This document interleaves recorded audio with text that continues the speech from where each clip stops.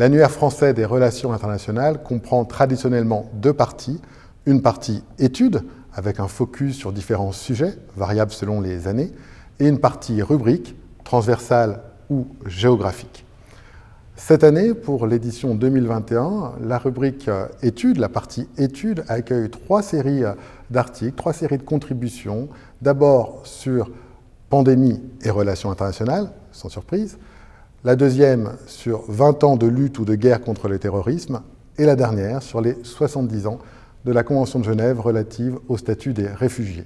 En plus, on accueille pour la première fois cette année un débat. 2 chercheurs se répondent cette année sur l'OTAN. Où va l'OTAN? Un débat entre Yves Boyer et Jean-Vincent Holin. Alors je ne sais pas si on peut parler de dynamique, tant la situation est tendue au niveau international.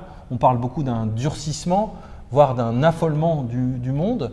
Par exemple, une crise du multilatéralisme avec des rapports internationaux qui sont marqués par la compétition.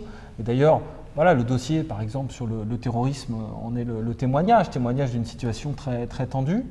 Évidemment, l'autre élément, c'est la conjoncture sanitaire qui rend en quelque sorte la situation encore plus difficile, qui grossit en quelque sorte les traits que je viens de décrire quant au durcissement. On voit bien que finalement la pandémie n'a fait qu'accroître les rapports de force et donc on est loin du monde d'après, mais plutôt dans la réactivation d'un monde d'avant encore plus dur.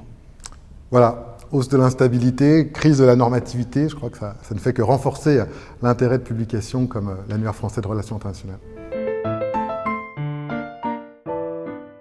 Alors avec le comité éditorial et de rédaction qui est composé d'une trentaine de chercheurs qui viennent d'horizons différents, on a toujours été extrêmement attentifs et vigilants à ce que la FRI soit pluridisciplinaire et s'adresse à un public large, non seulement d'universitaires, mais aussi de praticiens, de spécialistes de politique étrangère et de défense. Donc c'est vraiment une publication à vocation généraliste, accessible au plus grand nombre.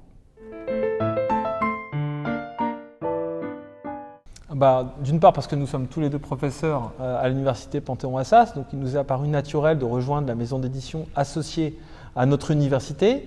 Ensuite parce que l'Annuaire français de relations internationales est la publication du Centre Thucydide, dirigé par mon collègue Julien Fernandez, et Centre Thucydide qui est un des centres de recherche de l'université Panthéon-Assas, donc il y a un caractère évident, naturel, et puis aussi la volonté de porter la voix de l'université justement dans un monde où on n'a jamais eu autant besoin de la parole universitaire.